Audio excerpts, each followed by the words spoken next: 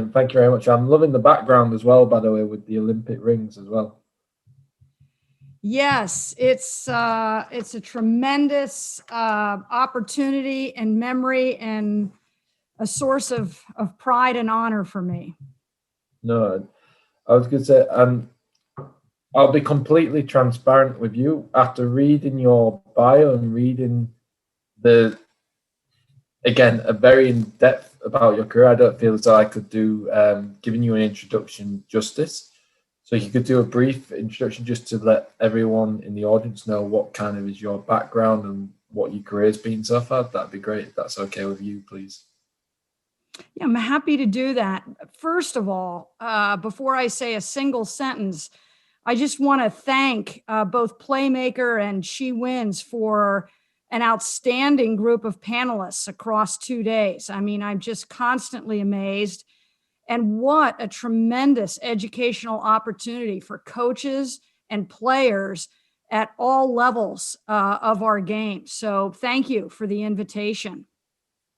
No, thank you. Well, it's hard to know. It's hard to know what, the audience may be interested in, but let me do it briefly. And then if you want follow up, then you can ask, but I'm going to do it chronologically in a way, because to me, that's important in terms of informing my evolution and career.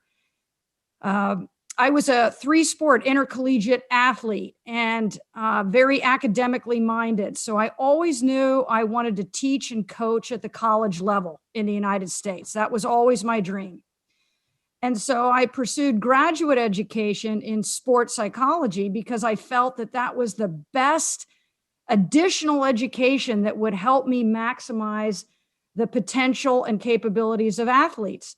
And that's what I did. My initial position was at a small private liberal arts university. I'm still a faculty member there, but I started the women's soccer program here at the university.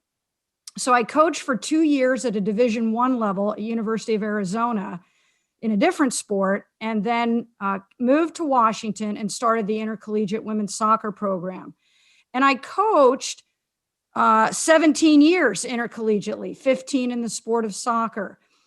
And I'll fast forward to say our teams from this tiny university in the beautiful state of Washington did extraordinarily well at the biggest stage. We played Division I universities. We played Clive Charles coached University of Portland team. We played Santa Clara. We played Division I teams in Florida, et cetera, et cetera.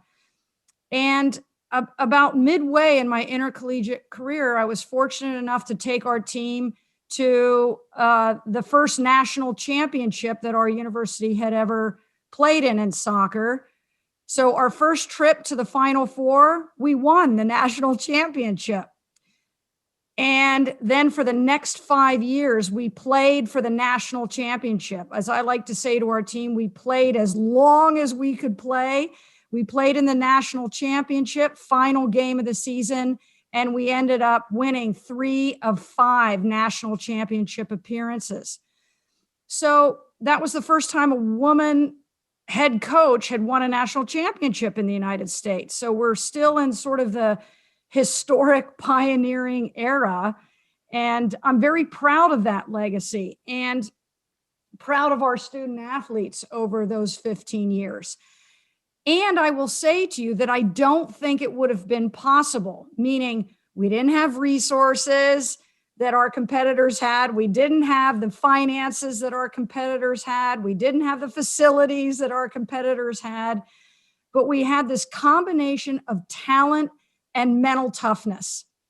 And I do believe that the infusion that I brought to the team in terms of mental skills training and mental toughness training was a factor in that success. All right, so that's halfway. The second half is to say that in mid-90s, I was asked to join it. At that point, it was called the National Soccer Coaches Association. Now it's United Soccer Coaches. I was asked to join that coaching staff. So for those of you around the world, that's responsible. The United Soccer Coaches education program is responsible. It's not the licensing, that's United States Soccer, but USC is responsible for coaching education at all levels in the United States. So I was brought on as a soccer coach into the United Soccer Coaches coaching academies. Well, as fate would have it, Tony DeChico and Anson Dorrance were also part of that national coaching staff. Not bad company. And as I chatted with Tony in that year and a half that we were soccer coaches together, he was already naturally intrigued and on board with psychological skills training. So in the mid-90s, when we found out that the Olympic Games would host the women's soccer for the first time in the 1996 Olympic Games, Tony DeChico was named head coach of the team in 95. And he asked me to join the United States women's national team coaching staff as his mental skills coach. And I served in that capacity for the next 12 years. So multiple World Cups, multiple Olympic Games. And through that partnership with Tony and the U.S. women's national team, there's no other way to say it, Steve, that really launched my career as a mental skills coach with multiple athletes in multiple sports across many disciplines, both male and female Olympic athletes, both male and female professional athletes. And that is the space that I've occupied now for the past 25 years. That's as short as I can make it, but it shows you the evolution. And I share that because there are mental skills coaches that have never coached. They've never been in the trenches. They've never actually led a team themselves. They've never been a head coach before. And here they are advising and consulting people where they've never shared that space. So I would like to think that I bring something a little bit more and wider and deeper to those conversations, having coached for 15 years. Yeah, and I think that's one of the unique things about your bio, because again, I think there was also an induction into the Hall of Fame as well. So I think, again, that's what I've wondered whether you mentioned that or not, but obviously you're a very modest person. So yeah, congratulations on that as well. Thank you. It's there's some really great achievements on here, and hopefully we'll get to hear more about some of those experiences as well, because it's such a wealth of knowledge, such a wealth of experience. We've got an hour or less than that. It's already flown by, but I suppose really as part of that, what are kind of like your most memorable memories, both as a coach and then as a psychologist, and how has been that coach first to help you become like a mental skills coach or sports psychologist, whichever phrase you prefer to use? How has that helped the two in combination? Yeah, great question. Because, as I indicated, I believe that it has.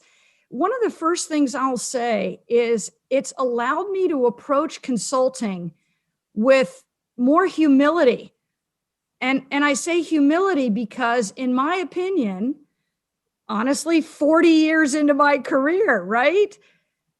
What I know, and I have known for decades, is no one knows the athlete better than themselves. And that might sound simple, but I think a lot of outside experts believe that they have the answer. They have the key. They have the secret. And I really center these elite, amazing athletes at the center of the relationship. They know every second of training, of loss, of difficulty, of deselection, of heartbreak, of triumph. So I center the athlete, or if I'm working with a coach, the coach, or if I'm working with a team, the athletes, the coach, and the team, I center them right in the bullseye, right in the crosshairs. And so one of the phrases I use is Meet the athletes where the athletes are. So I come into that saying, in what ways are you meeting your potential? Like, what parts of your game are on fire? Like, it's strong, you're confident, you're playing the way you want to play, you're maximizing capabilities. And athletes are very quick to name that. All right, are there any areas in which you know that you are underperforming or performing inconsistently that we can work on? And as you move up the competitive ladder, there's greater clarity. They are well aware of areas that they have sort of met their moment, so to speak. And every athlete, if they're being honest with you, has had that moment or moments of reckoning. So I talk to athletes about the performance gap. And the performance gap is at the heart of what we do. Every athlete has a performance gap, whether you're a multiple World Cup champion, a multiple gold medalist, a $50 million male professional athlete. Someday I'm going to say female professional athlete after that $50 million a year. But no matter who you are, at what level, you have a performance gap. And simply said, it's the gap that exists between where you are now as an athlete, teams have a performance gap as well, and where you could be. Now, before that just sounds like cheerleading and pie in the sky optimism, listen, everybody is not a world champion. So where you are and where you could be is not the same for everyone. So do not in any way construe that I believe or am suggesting that if an athlete or a team commits to mental skills training and does so according to scientific best practice evidence, that they're all going to win the national championship. They're all going to win.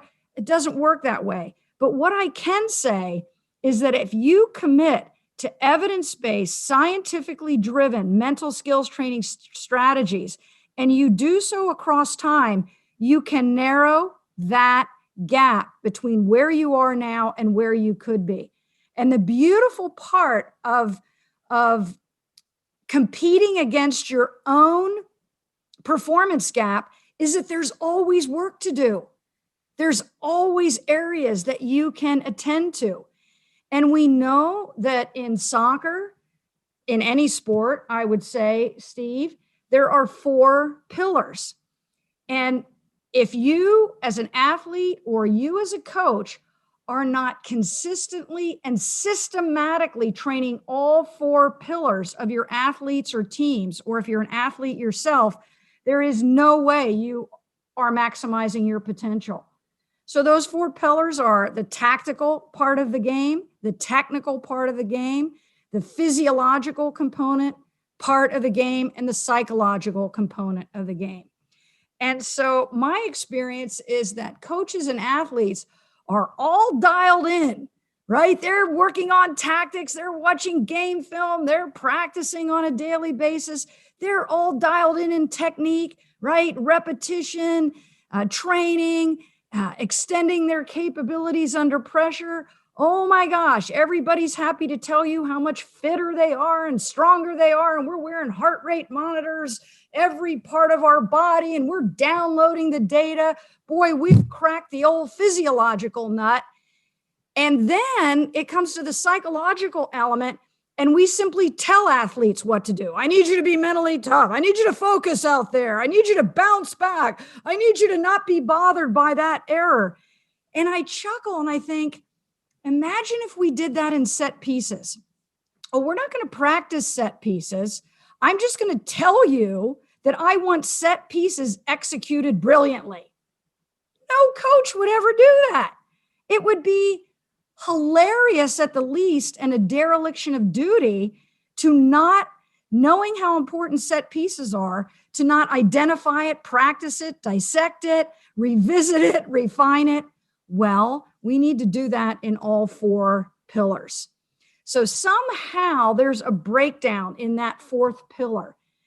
And it's not universal, right? U.S. women's national team made that a full-time position. We addressed that. U.S. hockey that I've worked with in the last 2 Winter Olympic Games formally identified it. Many elite athletes have formally identified it. The Australian Open's going on right now.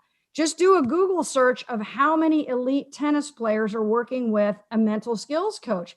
It's a huge number. So it's happening. It's just not happening as consistently and across levels as I think would be helpful for athletes and teams.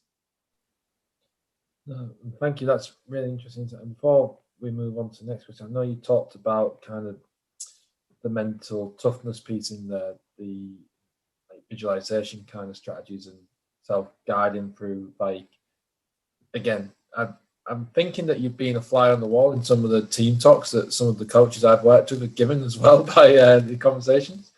So really, the kind of like, from a mental skills point of view, are there more like, is it very individual specific you try and keep it, or do you try and direct them to certain strategies because you feel they're the biggest wins for you in order to help get them success? Yeah, apparently in your second life, you're also working as a mental skills coach. That question is, the answer to it is yes. You presented it as an either or, and my answer to both parts of your question are yes. In other words, there are some key mental skills that seem to be more impactful and needed for elite performance. So I'm aware of those. I have another number of skills and strategies and techniques in order to present and teach and refine those with athletes.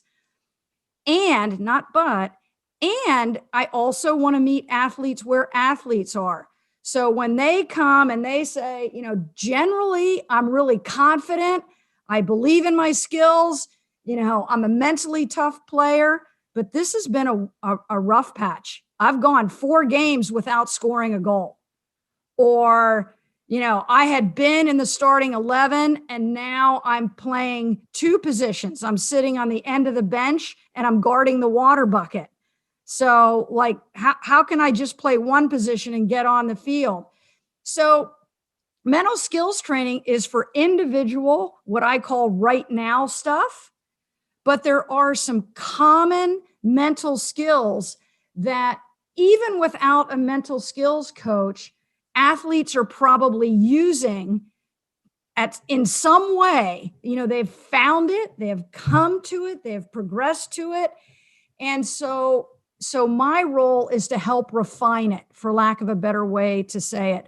One of my favorite conversations was with an athlete who would eventually become a gold medalist and a World Cup champion. And she said to me early in my tenure, "Doc, I've been doing all this stuff that you're teaching us. I've been doing it all my life. Like, I didn't have fancy names for it." And then she apologized, like, "Oh, I'm really sorry. I didn't mean that disrespectfully." And I'm like, no offense taken. You've been doing that all your life. I believe you have. And that's why you are a gold medalist. That's part of the reason why you are a World Cup champion. So I always remember that, to say, just because I have language for it or research to back it up, there are many athletes, for lack of a better way to say it, who are engaged in mental skills training on their own, individually, informally. And I'm not here to mess that up, right? If somebody's doing well and playing well, man, ride the wave. But one of my favorite quotes is from John F. Kennedy, a former United States president. And he's quoted as saying, "The time to repair the roof is when the sun is shining." The time to repair the roof is when the sun is shining. And that's really one of the elements that separates the good from the great. They want to work on things before they're needed. Less elite athletes will tell you after the fact what was wrong. "Well, I wasn't mentally prepared. Well, I didn't handle that well. Well, I started the game slowly." Well, thank you, but they're not giving any trophies for that. So they want to tell you what they did wrong after the fact. Truly elites want to practice before they need it so that when they need it, they're ready to implement. You know, when the time comes to perform, the time to prepare is over. You need to be able to execute what I call performance on demand. And for many athletes, I joke that, although it's no joke, I joke with them that many athletes approach their performance like the weather. They wake up and hope it's a good day, right? They can't control the weather. They just wake up and hope it's, sunny and in the mid 60 degrees Fahrenheit so that it's good, comfortable playing conditions. Well, that's not good enough. And I think many athletes hope they're going to have a good game, hope they're ready, hope they're up to the challenge. You see my point. They approach it like the weather. I'm like, this is too important to leave it to chance. So what we try, the foundation of what I do with athletes is self-awareness, self-regulation. Self-awareness and self-regulation. So we need them to be aware of their own best performance, to immediately recognize when they're out of their ideal performance state, and teach them the capabilities to self-regulate so that they can deliver performance on demand. That's brilliant, and thank you. I think an interesting thing I wanted to ask was, during this specific time of like COVID as well, have you found it as an opportunity whereby athletes have been able to hone in on those skills, or has it been a hindrance because it's obviously a time of self-isolation, less social interaction? How have you found the current challenges, which I suppose will lead on to the next one as well? Yeah, I'm going to sound predictable here, and I think I probably am. But again, honestly, Steve, my answer is both and. So let me address both. One of the things we've found through COVID, and who would have thought last March that a year later we'd still be here? I know I didn't. I'm just being honest. There's zero chance I thought 12 months later we'd be essentially where we are now. But what's happened is maybe the right thing for the wrong reasons, but I'm focusing on the right things, is more athletes and more teams are more interested this last year in mental skills training. Why? Because they're not on the field or on the ice or on the track or on the court. So I feel that there's been increased interest, and that's a good thing. It's just a bummer that it had to happen because of a global pandemic. I would have preferred that they did that in 2019, 2018, 2017, 1990, right? So I do think there's increased interest. And I would be shocked if anybody didn't tell you that. Now, I'm also going to be honest that I'm not so sure that for all coaches and teams, there's more interest for what I would call authentic and legitimate reasons. What I fear has happened is people are, right, they're showing podcasts, they're throwing videos up there. It's like, well, we can't train, let's do mental skills training. Well, we can't get on the field, let's watch this webinar. Yeah, it doesn't work like that. And again, I keep saying mental skills training is exactly like the other three pillars. It's not a magic pill. It's not a quick fix. You've got to work at it. You've got to commit to it. And it has to be consistent and systematic. So I'm hoping that the people that have jumped on the bandwagon during COVID, like, well, what can we do over Zoom? As opposed to looking at it as a filler or as a computer-based training, that they now see it as an integrated part of their own game and their team's game. Now, the second half of your question is, without question, it's made the challenge more difficult. But herein lies the opportunity. It is more difficult, but doable. It isn't ideal, but that's an opportunity to overcome. It's not the best way, for us to integrate mental skills training, but that's a challenge I'm willing to step up to. So it's looking at the fact that we can't be on the field at the same hours, days, weeks, ways that we would be if it wasn't a global pandemic, at least in the United States. Some countries have been a little bit sharper and brighter and more willing to sacrifice. I'll be blunt in my assessment of that. And here we are in the States just slogging away, right? But not being able to get on the field. Let me just use imagery as an example. So maybe you can't get on the field right now. One of the things that I'll have athletes do is, instead of just sitting passively watching game film, is stand up in front of your TV, stand up in front of the big screen, get a game on that you've played in or that has players that you want to emulate, get a ball at your feet. You know, the old days in the 60s and the 70s and the 80s and the 90s, we thought imagery is this thing that you closed your eyes and you took your shoes off and you laid in a dark room and you got in touch with your karma somehow. I mean, that is such an antiquated view of imagery. I don't even know where to start. We know that if imagery is going to be most effective, we need to match as close as we can the actual elements of performing. So we want to be in our soccer gear. We want to have a soccer ball. We don't play soccer laying down in the dark. We play soccer standing up.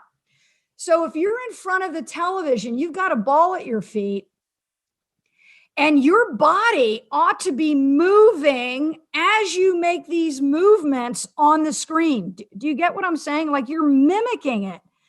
So when you lay the ball off to pass, you lay the ball off in your living room, so to speak.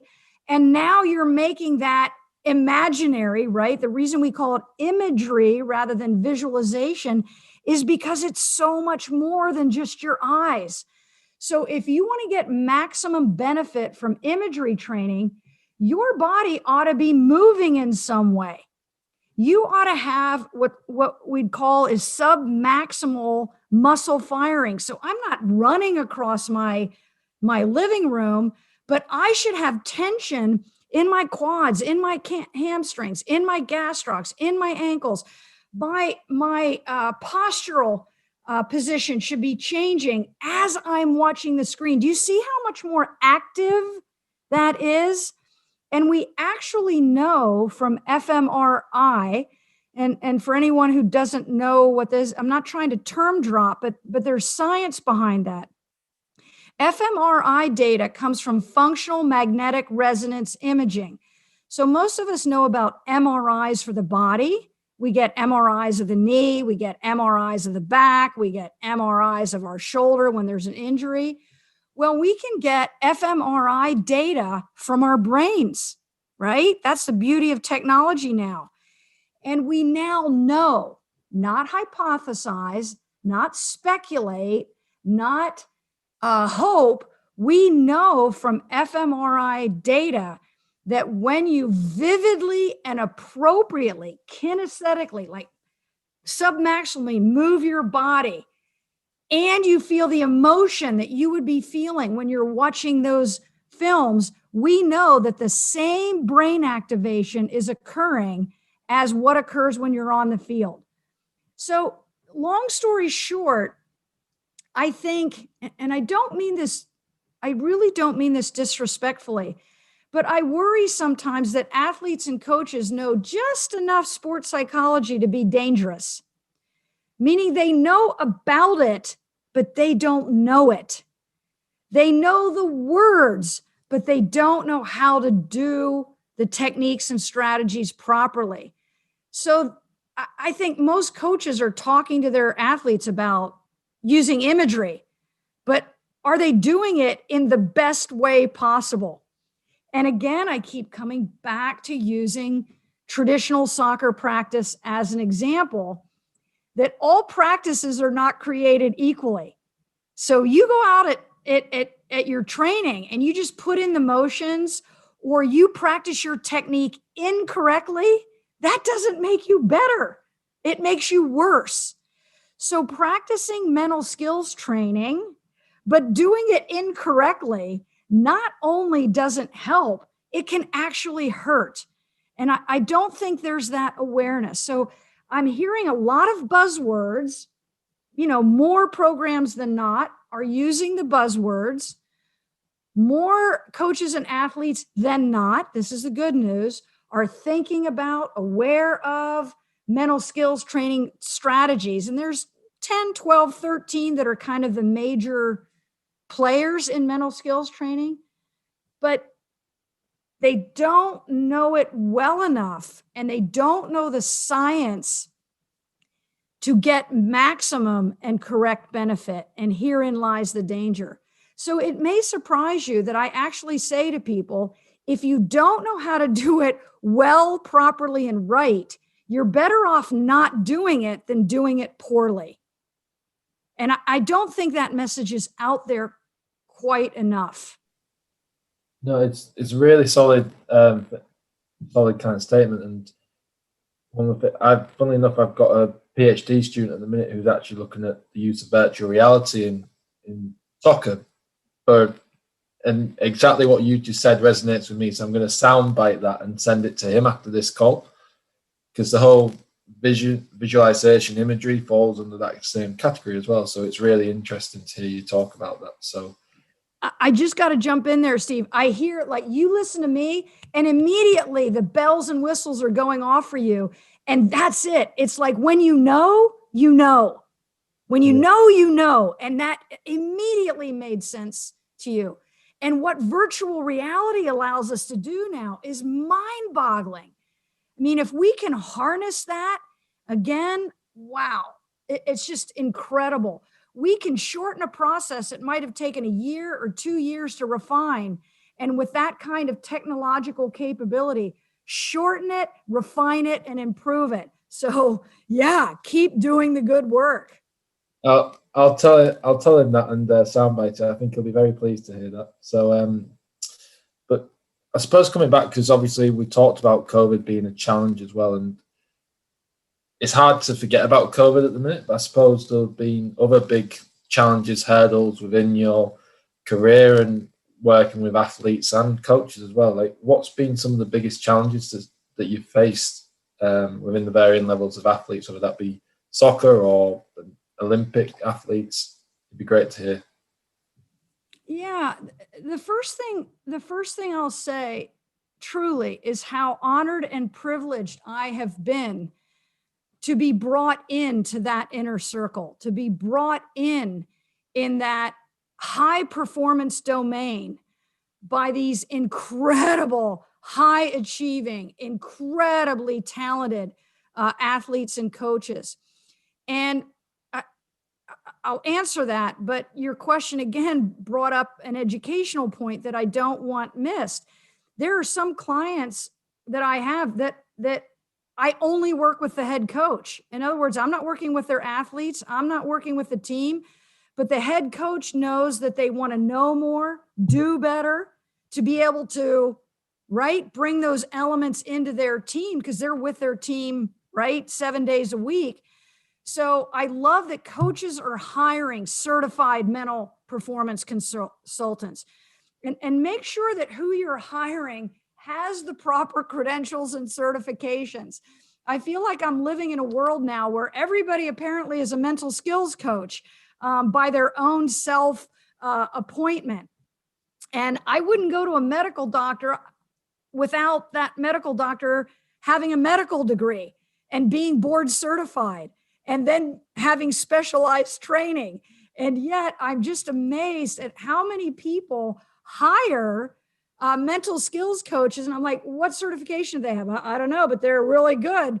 And then they tell you all the athletes they worked with. I'm like, well, that's the first violation, because if they were certified ethically, they wouldn't be telling you all the people that they worked with. But the public doesn't recognize that.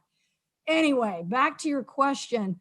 The highlights and challenges are 2 days of the She Wins webinar. But I think I think my greatest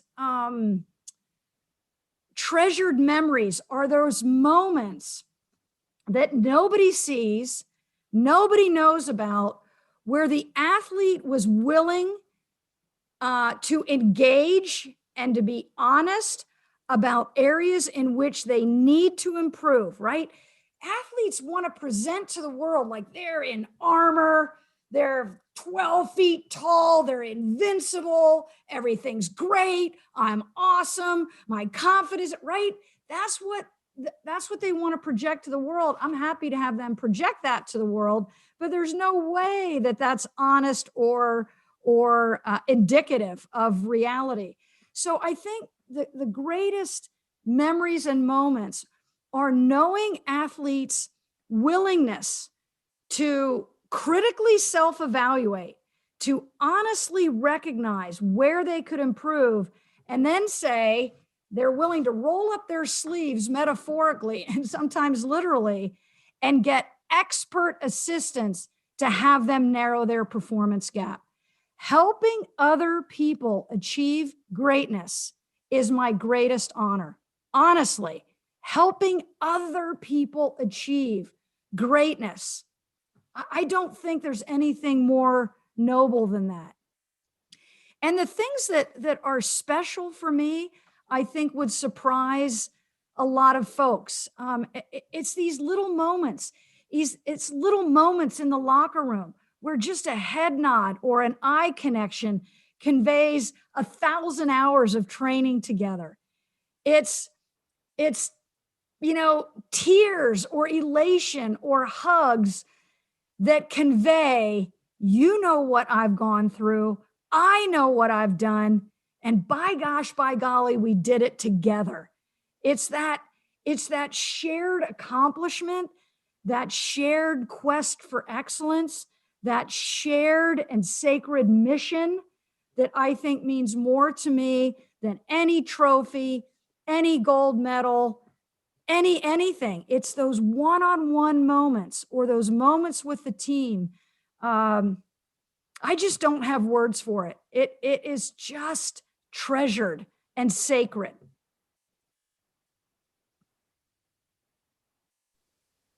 Sorry, I've got a little boy in the background, so I keep muting and on, so apologies about that.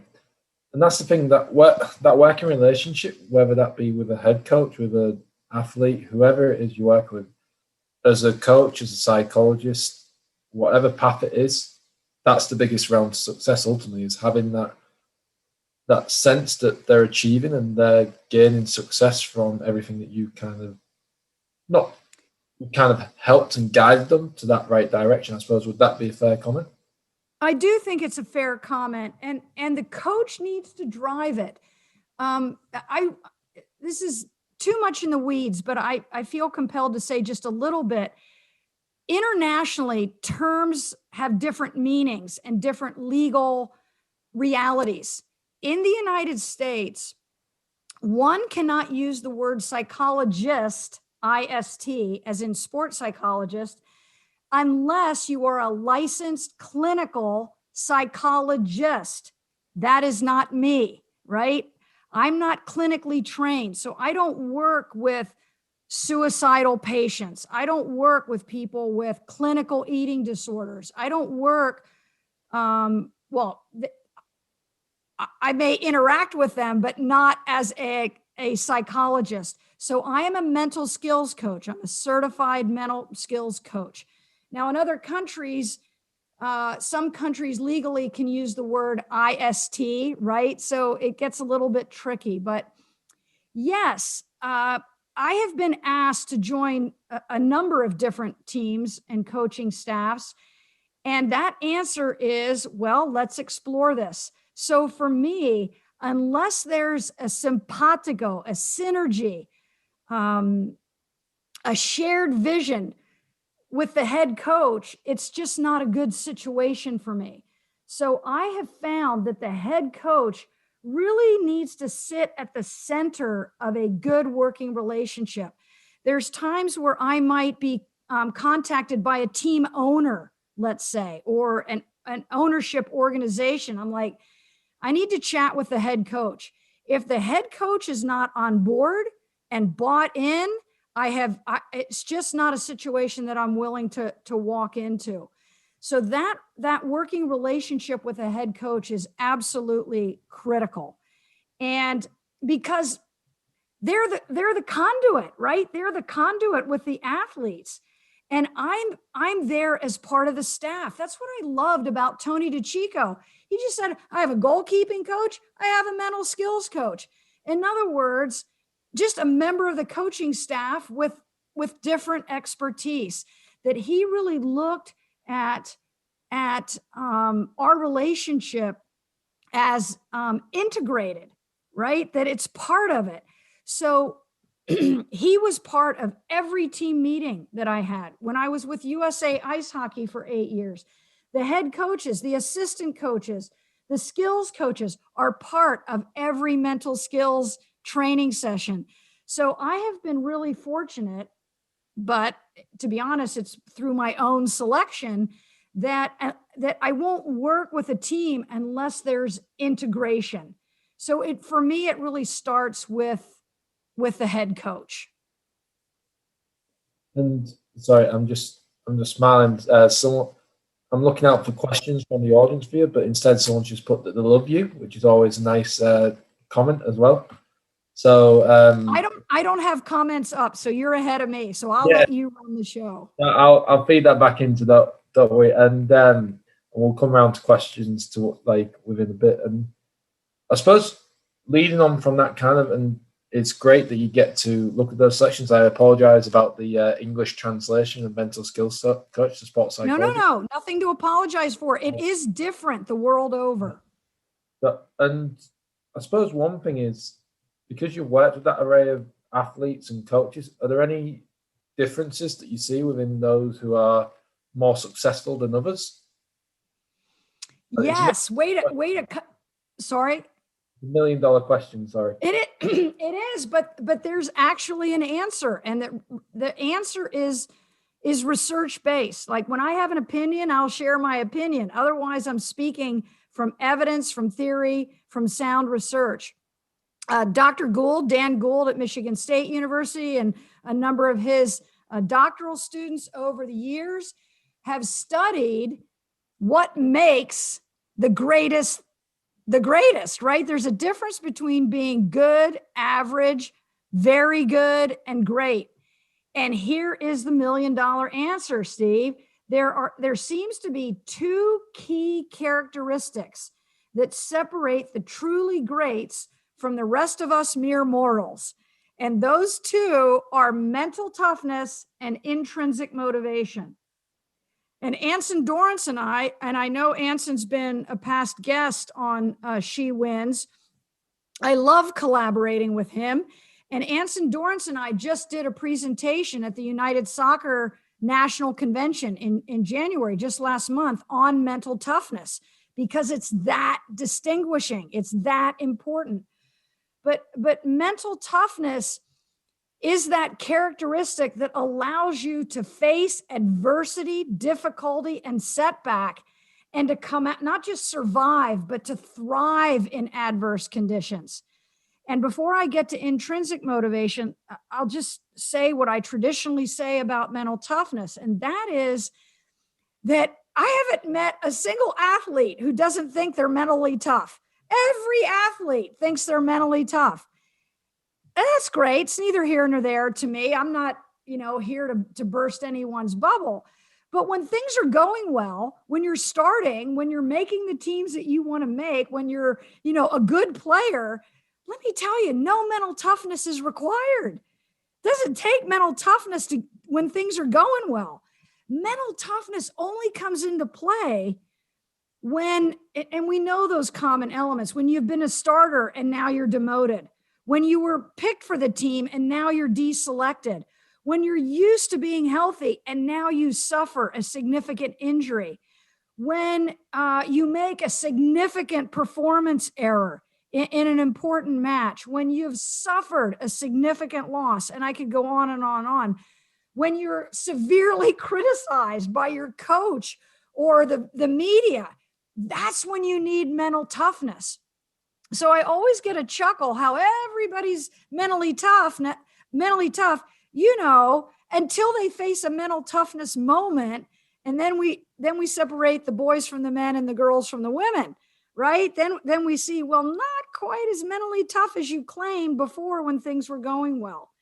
So mental toughness, and what we know from the literature and what Anson and I spoke about in the United Soccer Convention is that, yes, like any psychological skill, yes, like any physiological capability, some people are born more mentally tough than others, but everyone can learn to become more mentally tough.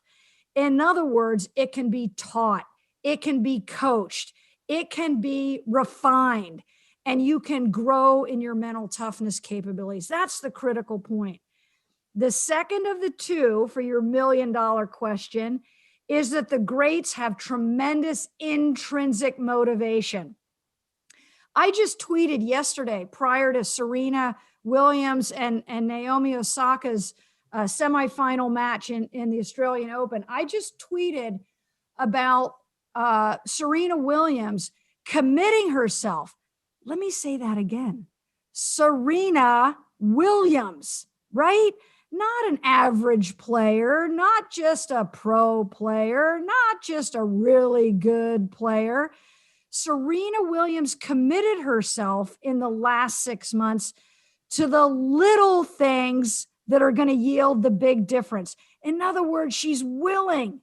She's not just willing, she's seeking out those minute, unsexy, aspects of her performance that are going to take her to that next level.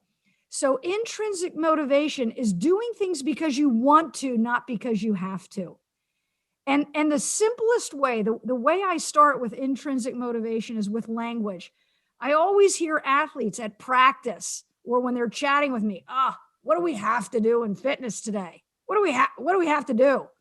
What numbers do we have to hit? Like, you don't have to do anything. You don't have to hit any numbers. What do you get to do? Well, here's your opportunity to get better. You see, language, it's have to versus want to. And the greats want to attack every element that's going to enhance their game. The near to greats want it. They want the same things that the great things do. They just want to have it without doing that little bit of extra work, that grind, that behind the scenes, that what you do when no one's around to see you or cheer for you. That's what separates the good from the great. So just because it's worth repeating, the two critical elements, it seems to be, of the greats is mental toughness and intrinsic motivation. And the good news is they can be taught, they can be refined, they can be enhanced, and you can work on it. You're not stuck with where you're at right now. And again, I'll just touch on one of the questions that came in from the audience was, what kind of age do you think like athletes and even like potentially college, high school athletes, when can they start working on those kind of skills to help them refine them when they're hopefully at that top level? Yeah, I don't know if this is the good news or bad news, but my youngest client was an 11-year-old BMX racer. Like, I didn't even know they had 11-year-old BMX racers. So I'm answering that to say, I don't think it's too early to start, but just like any other cognitive developmentally appropriate reality, you're going to change the language and you're going to simplify. So we might talk with a high school or a college athlete about cognitive processing or self-talk, and we might talk to a young athlete about stinking thinking, right? Stinking thinking. That's something that they can understand. I might work with 3, 4, or 5 mental skills with a professional footballer, and I might work on 1 or 2 with a U10-year-old player. But you would do it in language and in a way that is appropriate for where they're at cognitively and developmentally. And you just make it simple. I know most of your listeners are aware of Dr. Dweck's work, Carol Dweck's work in terms of mindset. And she differentiates between a growth and a fixed mindset. So another element that coaches and parents, quite frankly, can start working with really young ones is, instead of focusing on talent, instead of saying things like, oh, you're a really good footballer, or oh, you've got a great left foot, as though it were a thing that someone has, you focus on work rate, on practice. Oh, I see you practicing with your left foot. That's going to really help. Oh, I see you sticking with your right foot. Even when you're making a lot of mistakes, you don't get frustrated. You don't quit. You stick with difficult things. Do you see how the language changes? Instead of anointing people as good or bad, or, oh, you're great at this, that indicates that ability is more fixed. And you want to focus on effort, work rate, dealing with difficulty, setbacks, or adversity. Focus on areas where they can grow rather than on capabilities that they somehow just have. It's not helpful in the long run. I suppose I'll touch on this next point, only because you mentioned about tweeting and everything else and that before we come on to the last bit. But what's kind of been the influence of social media on kind of those mental skill set? We've seen, like, all around the world now, there's still that kind of social media abuse going on, like especially with athletes who are in that kind of thing. Even former athletes who comment on games get paid to give their opinion, and then some of them are having to delete social media accounts because of what's going on. Because of that. How have you found social media has caused or affected the mental skills required to be a professional athlete or coach in modern days? Yeah, it is. It has affected every single one of us. Honestly, I'm really glad that I spent half my life without it. I'm counting my blessings. One of the benefits of being older is being able to say a sentence like that. I'm really glad that I didn't grow up with it. But it is a reality. Let me share with listeners. This is research that comes from the NBA, the National Basketball Association, and I'm explaining because I don't assume that everyone around the world is familiar with letters or the United States system. Well, if you're an NBA basketball player, let me tell you, you're really, really good. You're the best in the world at what you do. And there was research looking at NBA players' use of social media in the playoffs. So these are already great athletes. These are already the best in the world at what they do. We're not asking about, some Division I college athlete. These are NBA guys. And what the research showed is that the NBA players that had higher use of social media the night before a playoff game had poorer performance in the playoff game. It's inversely related. So the more they use social media the night before, the worse their performance is. It doesn't take a rocket scientist to understand what the recommendation might be. Social media is a tool. It is not inherently good. It's not inherently bad. It doesn't have to be ubiquitous or omnipresent. You have to control it. I'm looking at the refrigerator in my house. That refrigerator is full of food. It doesn't mean that I need to eat 24/7, right? It just means that it's there and available. The second point I want to make, and this phrase comes from one of my mentors at University of Arizona, Dr. Miller, and she always reminded us that opinions are not like votes, each to be counted equally. Just because somebody has an opinion doesn't make it right. You and I could sit in a room with 10 people and say, let's vote on the capital of the United States. Who wants it to be Omaha, Nebraska? And we get 7 people to vote that it's Omaha, Nebraska. Just because we vote it that way, just because we tweet it that way, doesn't make that the capital. So I think we need to do a little bit better with teaching our athletes and coaches how to vet social media, how to discern whose opinions we ought to be reading and listening to. Just because it's out there doesn't make it accurate, right, or helpful. So social media isn't inherently good or bad, but we've got to use it in a more educated way. And I just frankly don't see enough being done with media literacy, right?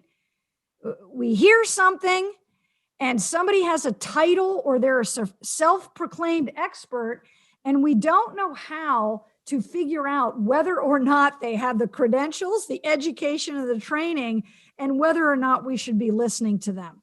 That's the breakdown. No, it is fascinating at these times. And a quick question before we start to conclude. So the idea of fitness tests actually being used as a way to assess players' mental toughness, so to speak, aka how can you keep running to the very end? I know my athletes are mentally tough if they complete that test or get towards the end. What's your thoughts on using fitness tests as a bit of a punishment, but also to try and actually assess a player's mental toughness? That's a question from the audience as well. Yeah, I'm going to step into it because I'm just going to be honest. I think this notion of fitness has a danger of taking over our sport. I'm really concerned about the measurement, the control, the belief that numbers are the be all end all. And I will simply say that not everything that can be measured matters, and not everything that matters can be measured. And I really hope that sinks in. I believe in physiological pillar. It's essential. But I want to see data. It doesn't exist. I want to see data that if you bench press 10 more pounds, even though that's a number, and even though it's better, that makes you a better footballer. I want to see data connecting.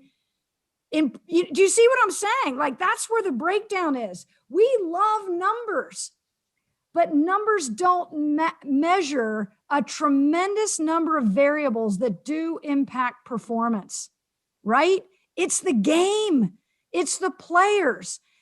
So yes to fitness, yes to physiological pillar, but it is one tool.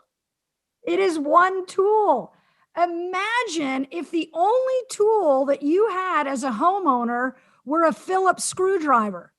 I mean, a Phillips screwdriver is really important. If you have a bolt that needs a Phillips screwdriver, you need a Phillips screwdriver. But if you need to hammer a nail, that's a problem. If you need a flathead, that's a problem. You need a pipe cutter, that's a problem. You see where I'm going with this? We are acting like, because we can measure it, that it's somehow become this critical overarching thing, where I fear that in some programs, sports scientists are ruling the coaching staff. It's the game and it's the players.